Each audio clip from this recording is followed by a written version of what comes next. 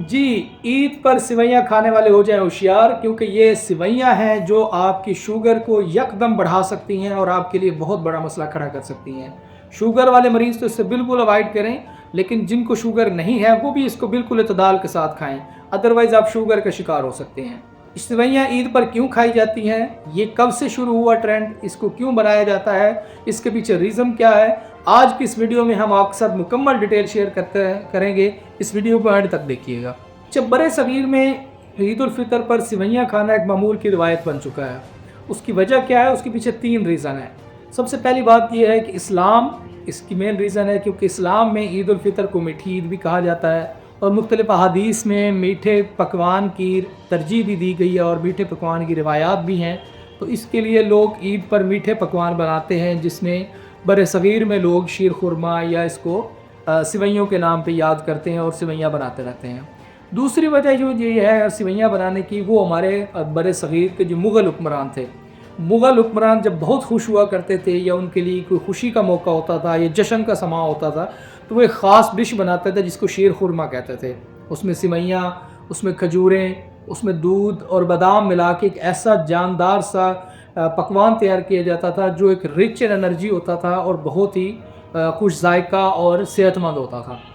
اور پھر تیسری چیز جو ہے وہ یہ ہے کہ برِ صغیر کی ثقافت تھی۔ برِ صغیر میں جو بادشاہوں میں چیزیں مقبول ہوتی تھیں وہ ان کے لوگ اڈاپٹ کر لیتے تھے اور وہ اس چیز کو تیار کر کے کھاتے تھے۔ تو جب بادشاہ اپنی خوشی کے موقع پر اور اپنے جو ایونٹس ہوتے تھے، تقریبات ہوتی تھیں، اسپیشلی عید کے موقع ہوتے تھے، اس کے اوپر شیر خورما بناتے تھے، تو یہی چیزیں پھر عوام میں کاپی ہونا اور مقبول ہونا شروع ہو جاتی تھیں۔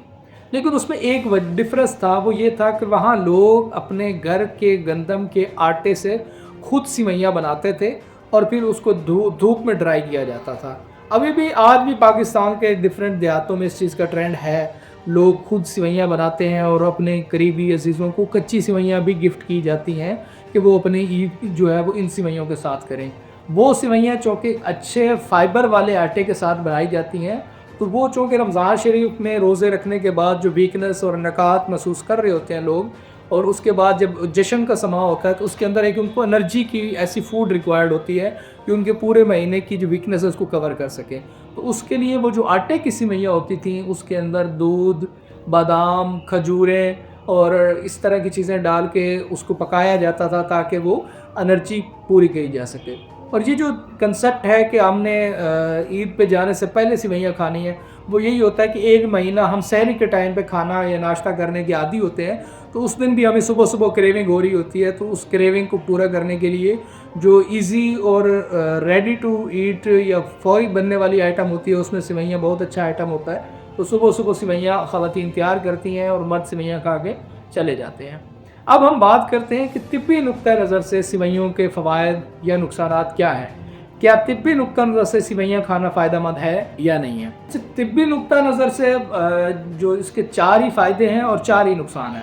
پہلے ہم فائدوں کی بات کرتے ہیں۔ سب سے پہلا فائدہ تو یہ ہے کہ یہ توانائی کا بہت اچھا سورس ہے۔ جیسے میں نے آپ کو پہلے بتایا کہ پورا مہینہ رمضان شریف میں روزہ رکھنے کے بعد ایک ویکنس اور نکات ہو رہی ہوتی ہے، تو اس کو کور کرنے کے لیے آٹا جو ہے اس میں کاربوہائیڈریٹس ہوتے ہیں، پھر اس کے ساتھ ساتھ ہم کھجور کا استعمال کرتے ہیں، بادام کا استعمال کرتے ہیں، کشمش کا استعمال کرتے ہیں، ایسی چیزیں استعمال کرتے ہیں جو باڈی کو انرجی دیتی ہیں، تو یہ توانائی کا بہت اچھا سورس ہوتی ہیں۔ دوسری بات یہ ہے کہ یہ ذہنی سکون لاتی ہیں۔ جب آپ ویکنس کے بعد آپ کاربوہائیڈریٹس لیتے ہیں اور کیلشیم وغیرہ لیتے ہیں تو یہ آپ کو ذہنی سکون دیتی ہیں، جس سے آپ کی جو مینٹل ریلیکسیشن ہے، فرحت ہے، وہ بڑھتی ہے۔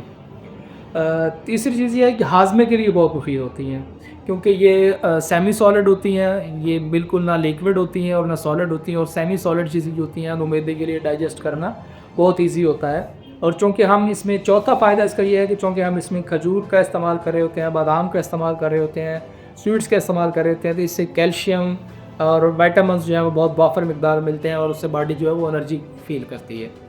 اب آتے ہیں کہ اس کے نقصانات کیا ہیں، کہ کیا ہمیں سوئیاں کھانی چاہیے یا نہیں کھانی چاہیے، یا کن لوگوں کے لیے یہ بینیفیشل ہے اور کن لوگوں کے لیے نقصان دہ ہے۔ سب سے پہلی بات تو یہ ہے کہ جیسے میں نے پہلے کہا کہ اس سے شوگر بڑھ سکتی ہے، کیونکہ جو سوئیاں ہماری روایات پہ تھیں، جو برِ صغیر میں تھیں یا جو مغل بادشاہوں کے دور میں تھیں، وہ ہمارے اپنے آٹے سے بنی ہوئی اور چکی کا آٹا، اور اسپیشلی اس وقت چکی وہ پتھر والی چکی ہوتی تھی جس کے اندر کسی قسم کی ہیٹ پروڈیوس نہیں ہوتی تھی اور کوئی بھی کیمیکل اس کا ڈیمیج نہیں ہوتا تھا۔ اب وہ چونکہ رہا نہیں تو آپ ریفائنڈ آٹے سے چونکہ جو سوئیاں مارکیٹ میں آتی ہیں تو ان کی جو گلائسیمک انڈیکس ہے وہ بہت زیادہ ہوتا ہے، جس سے شوگر لیول بڑھنے کے زیادہ چانسز ہوتے ہیں۔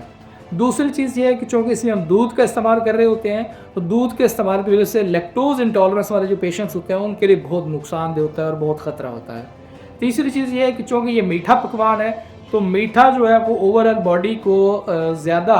ہائپر گلائسیمک میں لے کے جاتا ہے اور اسے شوگر اور ڈفرینٹ میٹھے کی وجہ سے ہونے والی بیماریاں جو ہیں وہ سرپرست ہیں، جس میں میٹھے کی وجہ سے تیزابیت وغیرہ اور ایسیڈیٹی اور سینے کی جلن وغیرہ بھی بڑھ سکتی ہے۔ اور چوتھے جو سب سے اہم چیز ہے وہ یہ ہے کہ چونکہ آپ میٹھا کھا رہے ہیں، عید کا موقع ہے، آپ ابھی رمضان سے فری ہو کے آئے ہیں، تو آپ کو جیسے وہ نہیں